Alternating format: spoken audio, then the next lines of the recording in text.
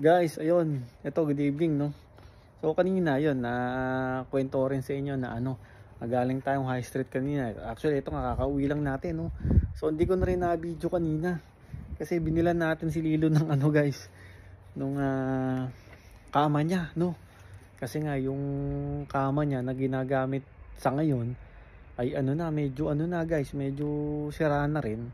Tapos, medyo lubog na at lalong-lalo, hindi na siya kasya dun guys sa kama, no? Kaya napag-decision na namin na na nabila na ng kama si Lilo. Kasi nga nakabaluktot na siya minsan. Tapos na rin, lubog na rin yung niya, yung kama niya. Kaya kanina guys, bumili kami sa PetSmart, no? Lang naman, medyo lang. Dali. Sa halagang sarado mo muna. Sa halagang guys, sa halagang $50, no? Okay na rin at magandang klase naman kasi talaga to, no? Kasi yun nga na sabi ni Lilo. Excited na zoom na siya. Ito guys, papakita ko sa inyo yung binili naming kama, ha. Teka. Ito guys, medyo madilim nga lang, mamaya makikita niyo to. Ayan, magandang klase ito guys, magandang klase. Ayan, medyo malambot talaga. Ayan. Ayan.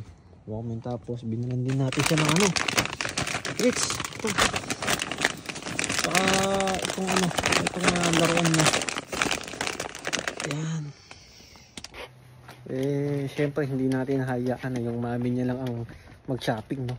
Kaya binilan din natin si Lilo ng ng kama niya. So, madilim nga lang. Ayun nga, iyan ko. Ayun na guys, ayun na. Ayun.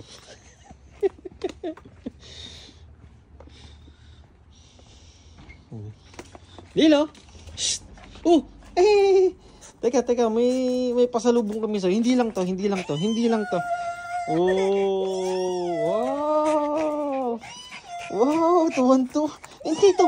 Ito, pansinin mo yung kama mo. Ang kama mo, dali. Wow! Ayun ayun na bagong kama ayan dispose na natin yung luma mo kami. Hindi, ay ito pinansin nung una Siyempre, laruan. Ayan, ito. Tanggalin mo na muna yun. Ayan. Ayan wow, diba? ang daming treats. Wow. Tignan ka, dito ka.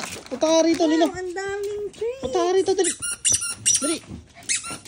Ay, nauna na naman yung